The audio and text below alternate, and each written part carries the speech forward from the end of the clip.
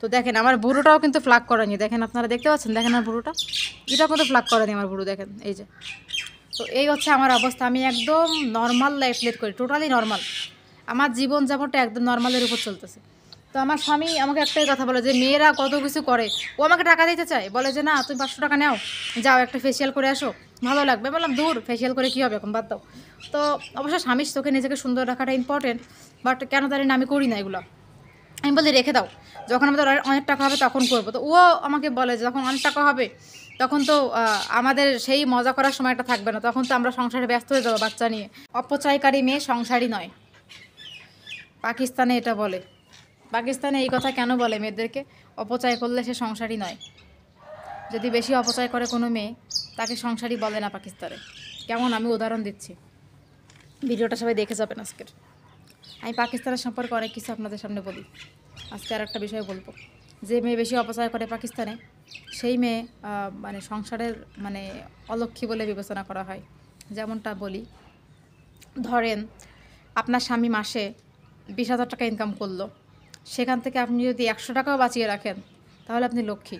আর যদি মনে করেন আয়ের থেকে আপনি ব্যয় বেশি করেন, ধরেন 20,000 টাকা আয় করছে, আরও 10,000 টাকা আপনি ধার করলেন, করে অনলাইন থেকে শপিং করে ফেললেন, তো সেটাকে এখানে মারাত্মকভাবে মানে পাকিস্তানে অন্যায় বলে বিবেচনা করা হয়। সেরকম বউকে পাকিস্তানে পছন্দ করে না।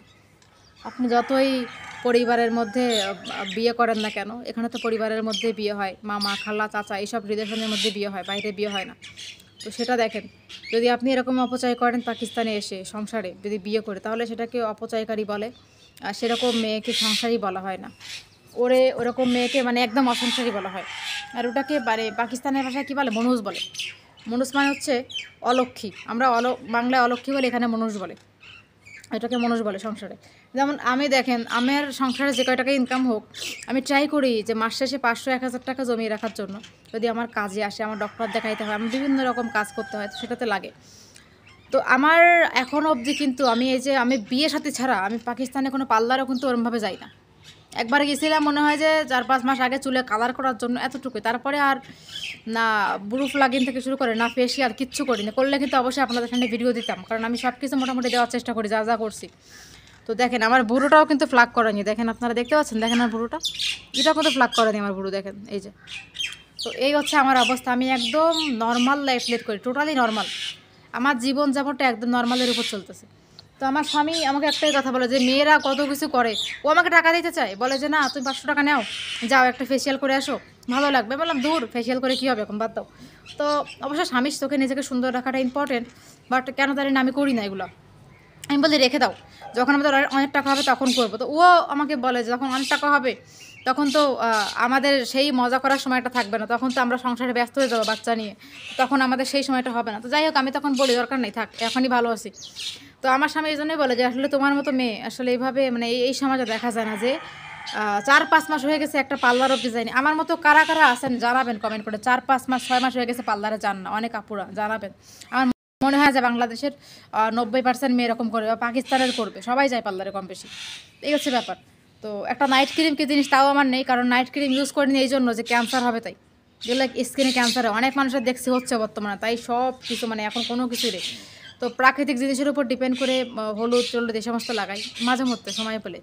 যাই হোক, এখন হচ্ছে যে এগুলো পাকিস্তানে বিবেচনা করে খুব বেশি বড় করেছি, যে মেয়ে বেশি খরচ করবে সেই মেয়ে আসলে সংসারের জন্য উন্নতিকর নয়। যেমন আমার অনেক জায়রা আছে, নাম মেনশন দিব, অনেক জায়রা আছেন যে তারা অনেক বেশি খরচ করেন।